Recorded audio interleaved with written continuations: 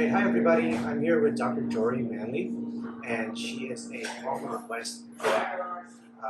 Jori, tell us a little bit about yourself. So I graduated from Palmer West in December 2020. So licensed just a little over 2 years now, and Okay, and corporate healthcare, tell us a little bit about that, because that's like one of my first times hearing about corporate healthcare. What does that mean?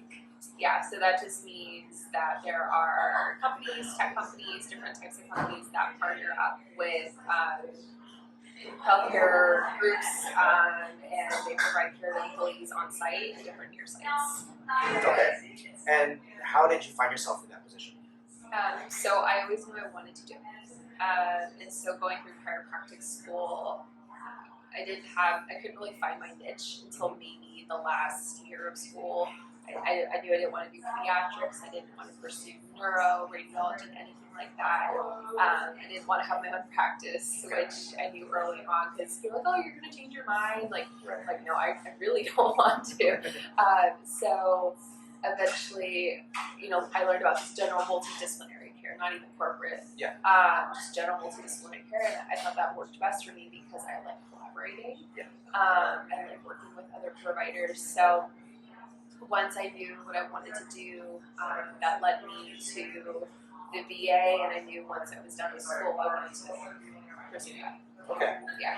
And do you think it's more like you don't want to worry about like overhead or like taking care of employees? Yeah.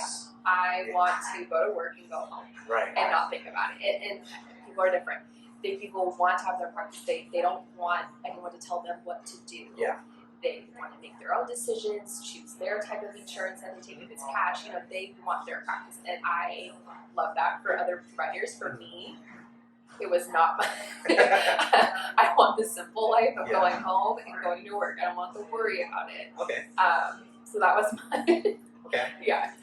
One of the freedoms I've heard from like owning your own practice is that like you pretty much could take like maybe a day off or whenever you want or whatever. Yeah. Or like move patients around so you have like a Friday off. Exactly. Yeah. So how does that work if like, hey, I'm gonna take a vacation and you're in corporate? Sure. I mean, that's just where your general pay time off or PTO comes in. Okay.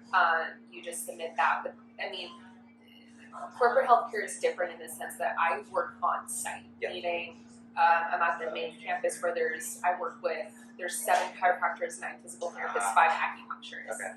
If I was at what's called a near site, just another location of the main campus, there's usually one of each type of in that discipline, acupuncture. So it's like if I'm not there, patients can't go to see someone else. Yeah. I'm just fortunate in the sense that I work at the main campus, so if I let them know in advance, it's not an issue. Okay. So it's like, I guess the trade-off is it's not dependent on you.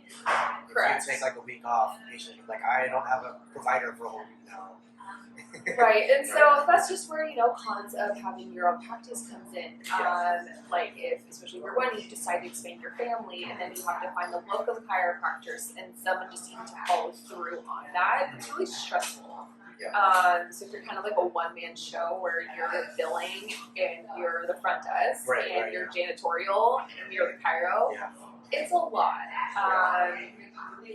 And so for me, I'd rather have someone to request time off with and go home and worry about.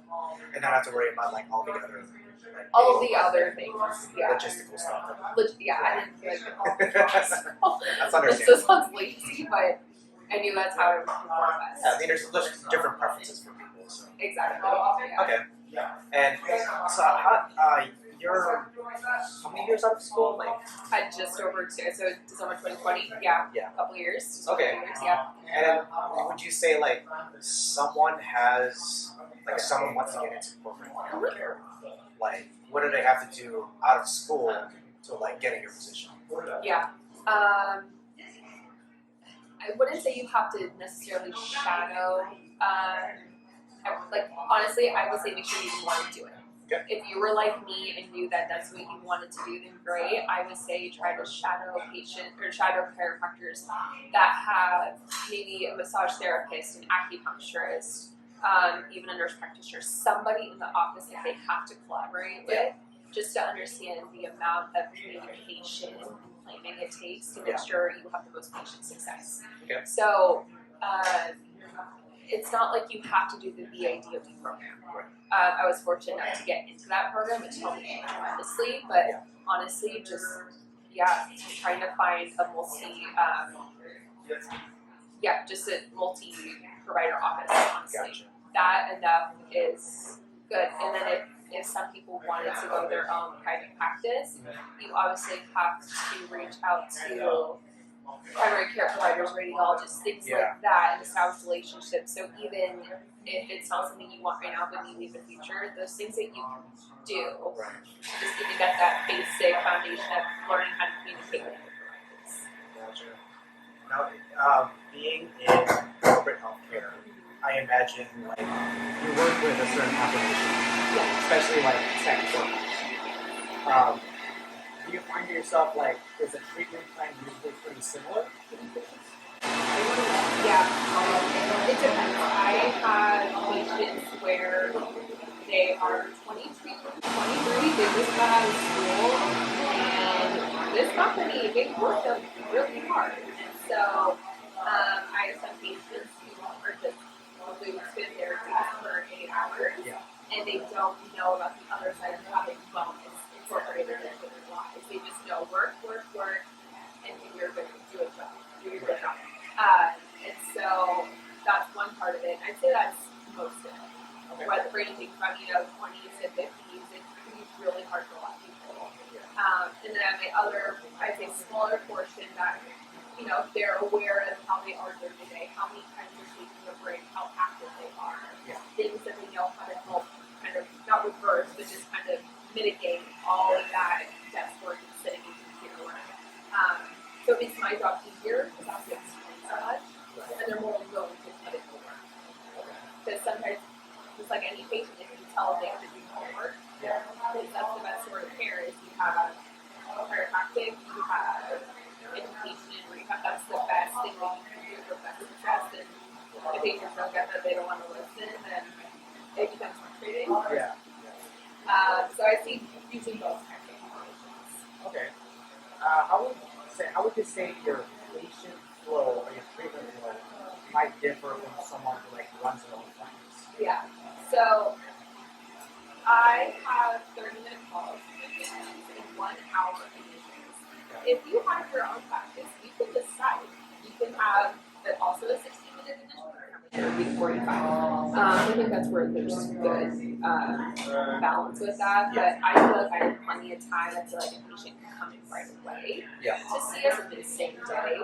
Whereas private practices, other clinics, can have at least a few day wait time because there's so many of us. It's like if you have an acute issue, same day, almost always.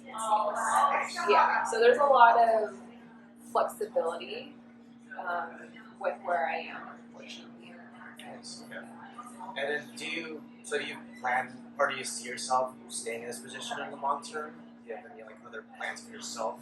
Yeah, so the reason that I even got into healthcare, or specifically chiropractic, was to be an animal chiropractor. Okay. When I graduated college in 2016, I originally actually wanted to be a physical therapist. And I actually thought chiropractors were nutty. So did you ever have chiropractic experience before that? No. I just had this, an ignorant opinion based off of it. Which a lot of us can, or have in the past. We experienced that a lot. And so in college, I was an athletic training major to become a certified athletic trainer in ETC. So I had to do different rotations. And I was a really good physical therapist. I mean, the physical therapist was doing the full time. They did a very awesome job at it. I was okay with that. I would just say, it's not really feeling fulfilled.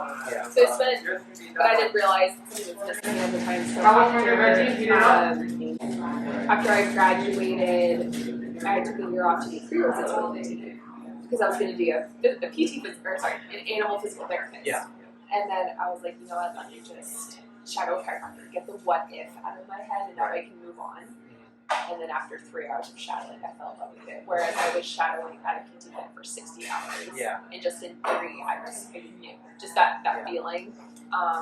So I was like, well, as long as I can become an chiropractor, I'm fine with that. So that is where I want to be. I'm going to school for it next October. I'll finish by February 2024. Okay. I definitely want to do that. I would try to like reduce my hours at where I'm at now with Top Server Health, and then hopefully have a handful business on the side. Okay. And like, is it possible for someone to just be an animal practitioner? Oh, absolutely. Yeah. I just think in terms of like healthcare benefits, pay, just the environment I'm working in. Yeah. It wouldn't be, I don't know if it'd be something I want to leave. Gotcha. I could bet you in the future as of right now, it's a solid thing to keep doing. So I do like the human aspect. Yeah. Honestly, I can't really get better than where I'm working right now without having my own practice. So I don't see myself fully leaving. No. Okay. And you also like just kind of stay in California as well? Oh yeah. Good. All right. So our last question for today is, what is chiropractic to you? I'm still laughing because I don't know if I thought of an answer. I mean, chiropractic to me is a way that you can actually help someone by feeling, by touching, by communicating, and getting much more likely to get the desired outcome. So I feel like it's one of the best non-surgical interventions. Because physical therapy is great. Acupuncture is honestly, they're great. They're great avenues to take. Like the chiropractic is so into the body, whether you believe in the philosophical side or not. If you're more kind of mixed like I am, I just feel like, as a similitude with the spine and the body, how the patient's feeling emotionally, just that biosocial social factor, I feel like it gets deeper in even just one treatment compared to other. So all that to say, sorry, I don't know, it's being in tune, working with the patient, and making them feel heard and validated to help them feel better. Okay, great. Well, I appreciate you for taking time to come in today. Thank you. Busy schedule and hard assistant travel, but we made it happen. Thanks for coming in. Yeah.